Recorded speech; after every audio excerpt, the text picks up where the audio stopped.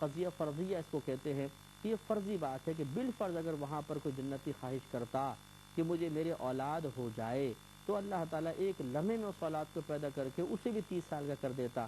لیکن جیسے شارحین نے فرمایا، کابری نے بیان فرما رہے ہیں کہ جنتی کی خواہش نہیں ہوگی کہ میرے اولاد ہو، کیونکہ اتنی نعمتیں اس کو ہوں گی. وہ مزید تعداد میں اضافے کے لیے خیال اللہ تعالیٰ اس کے قلب میں نہیں ڈالے گا، جہاں سے یہی بات ثابت ہو رہی ہے. حضرت علی رضی اللہ تعالیٰ عنہ اگلی حدیث کے راوی ہیں. حدیث نمبر 5405 ہے اور ترمذی نے ہی اس کو روایت کیا ہے. حضرت علی رضی اللہ تعالیٰ عنہ کہتے ہیں کہ نبی کریم صلی اللہ علیہ وسلم نے ارشاد فرمایا کہ جنت میں خوبصورت آنکھوں والی حوروں کا اجتماع ہوگا جو اپنی آوازیں بلند کرتی ہیں، ایسی آواز جو مخلوق نے کبھی نہیں سنی ہوگی. یعنی وہ خوبصورت آواز میں بولیں گی، باتیں کریں گی. وہ کہیں گی کہ ہم ہمیشہ رہنے والیاں ہیں، ہم کبھی فنا نہیں ہوں گی، اور ہم خوش رہنے والیاں ہیں، کبھی غمگین نہیں ہوں گی. ہم راضی رہنے والیاں ہیں، کبھی ناراض نہیں ہوں گی. اس سے خوشخبری ہو جو ہمارا ہو اور ہم اس کے ہوں. یعنی حوریں اللہ تعالیٰ نے جنت میں پیدا کر دی ہیں، اور یہ اس قسم کے اشعار پڑھ رہی ہیں کہ جو جنتیوں کے لیے ہیں کہ جب یہ جنتی آئیں گے ہم ان کے لیے، وہ ہمارے لیے ہیں، اور اس شخص کے لیے خوشخبری ہو. تو واقعی ایسی بڑی بڑی نعمتیں جس کو ملے اس کے لیے بہت بڑی خوشخبری ہے. حضرت حکیم بن معاویہ رضی اللہ تعالیٰ عنہ اگلے حدیث کے راوی ہیں. حدیث نمبر 5406 اور اسے بھی ترمذی اور دارمی نے روایت کیا ہے. کہتے ہیں کہ نبی کریم صلی اللہ علیہ وسلم نے ارشاد فرمایا کہ جنت میں پانی کا دریا ہے. لیکن نہر تو آپ نے سنی ہے، لیکن یہاں پہ ہے ان فی الجنتی بحر المائی و بحر العسلی و بحر اللبنی و بحر الخمری. 4 دریا سرکار نے بیان فرمایا کہ جنت میں پانی کا دریا ہے، شہد کا، دودھ کا اور شراب کا بھی دریا ہے، اور پھر اس سے آگے نہریں نکلتی ہیں. سرکار نے فرمایا ثم تشقق الانہار بعد، پھر اس کے بعد ان سے نہریں نکلتی ہیں. تو معلوم یہ ہوا کہ بڑے بڑے دریا یہ کسی مقام پر ہوں گے، پھر ان سے نہریں نکل کر ہر جنتی کے مقام پر پہنچ رہی ہوں گی. اسی لیے کہا جاتا ہے کہ ہر جنتی کو 4 نہریں دی جائیں گی، جنت کی، شراب کی، پانی کی، دودھ کی، شہد کی. تو اس کا مطلب ہے کہ ان نہروں کا جو اصل ٹھکانہ ہے، ماخذ ہے، وہ دریا ہیں. ان سے وہ چیزیں نہریں بہہ رہی ہوں گی اور ہر جنتی کی منزل تک پہنچ رہی ہوں گی. حضرت ابو سعید خدری رضی اللہ تعالیٰ راوی ہیں. حدیث نمبر 5407 ہے اور اسے امام احمد بن حنبل رضی اللہ تعالیٰ عنہ نے روایت کیا. یہ کہتے ہیں کہ رسول اللہ صلی اللہ علیہ وسلم نے ارشاد فرمایا کہ جنت میں ایک آدمی کروٹ لینے سے پہلے 70 تکیوں سے ٹیک لگائے گا. مطلب یہ نہیں ہے کہ وہ 70 تکیے اس کے کریں گے پھر وہ کروٹ لے گا. مطلب کہنے کا یہ اتنی کثرت سے اس کے پاس نعمت ہوگی کہ اگر وہ کروٹ لینا چاہے تو 70 تکیے اس کے پاس ہوں گے. پھر اس کے پاس ایک عورت آئے گی جو اس کے کندھوں پر ہاتھ رکھے گی. وہ دیکھے گا تو وہ اس کے رخسار میں اپنی صورت کو آئینے سے زیادہ صاف دیکھے گا. یعنی وہ جنتی عورت ہوگی جو اللہ نے اس کو عطا فرمائی ہوگی، حور ہوگی، اور اتنے شفاف چہرے والی کہ وہ دیکھے گا تو اپنا چہرے کا گویا کہ عکس اس کو نظر آ جائے گا. میں بہک سکوں یہ مجال اور ہے. اس عورت پر جو گھٹیا موتی ہوگا، گھٹیا سے بڑا ادنا موتی ہوگا، یعنی وہ تاج پہنے ہوئے ہوگی، اس کا ادنا موتی یہ مشرق و مغرب کی درمیانی جگہ کو چھپا دے گا. یعنی اتنا روشن ہوگا کہ آنکھیں اس کی روشنی سے خیرہ ہو جائیں گی اور مشرق و مغرب نظر نہیں آئے گا. درمیان کی جگہ آنکھوں سے اوجھل ہو جائے گی.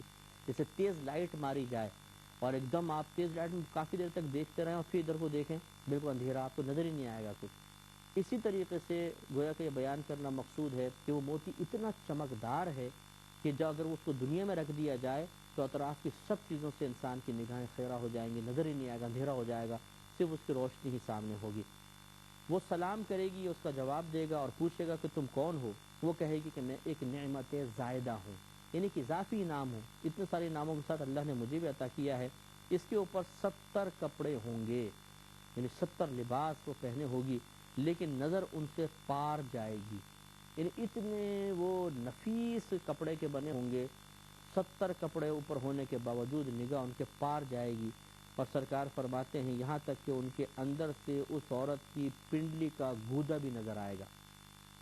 اس عورت کے سر پہ تاج ہوگا جس کا ادنا موتی مشرق و مغرب کی درمیانی جگہ چمکا دے گا. تو گویا کہ اللہ تبارک و تعالیٰ ایک بہت ساری نعمتوں کے ساتھ ساتھ کچھ ایسی نعمتیں بھی عطا فرمائے گا جن کو نعمت زائدہ کہا جائے گا، اور وہ اضافی نعمتیں ہوں گی، اس سے بھی انسان لطف اندوز ہوگا۔ حضرت ابو ہریرہ رضی اللہ تعالیٰ عنہ روایت ہے، اور یہ بخاری کی روایت ہے، حدیث نمبر 5408 ہے، کہتے ہیں کہ نبی کریم صلی اللہ علیہ وسلم بیان فرما رہے تھے تو آپ کی بارگاہ میں ایک اعرابی صحابی یعنی دیہاتی صحابی بھی تھے، تو انہوں نے پوچھا کہ یا رسول اللہ صلی اللہ علیہ وسلم کیا اہل جنت میں سے کوئی آدمی کاشتکاری کی اجازت بھی مانگے گا؟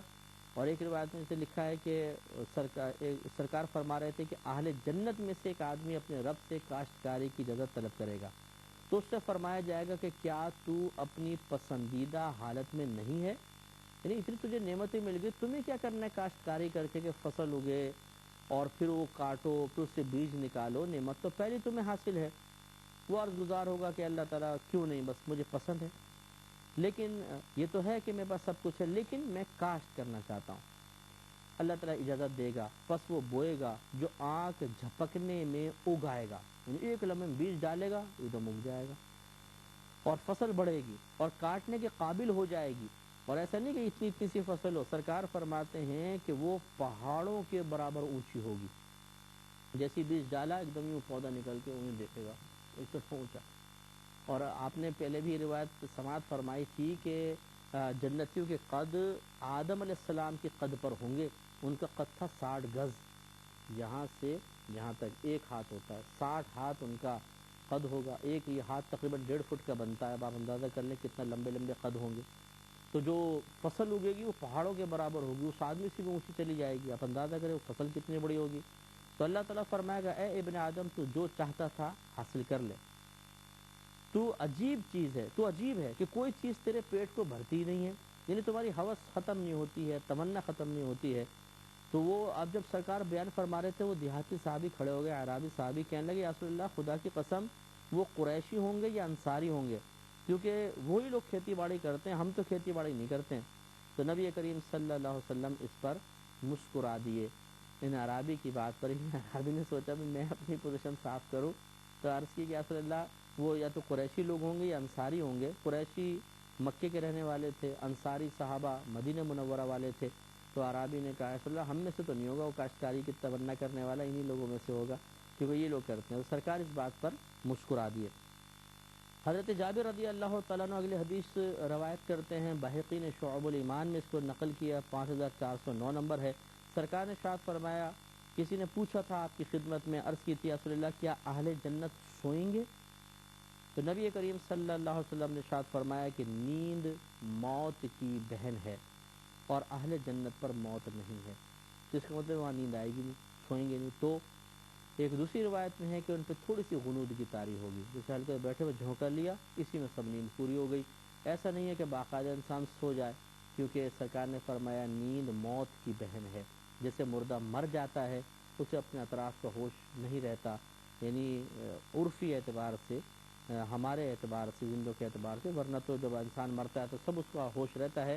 تو سرکار صلی اللہ علیہ وسلم نے فرمایا کہ جنت میں نیند نہیں ہوگی۔ اللہ تعالیٰ سے دعا ہے کہ رب کریم ہم نے جو کچھ سنا اس کو ذہن میں محفوظ رکھنے کی توفیق عطا فرمائے، آمین۔ وآخر دعوانا ان الحمدللہ رب العالمین۔ میں بہک سکوں یہ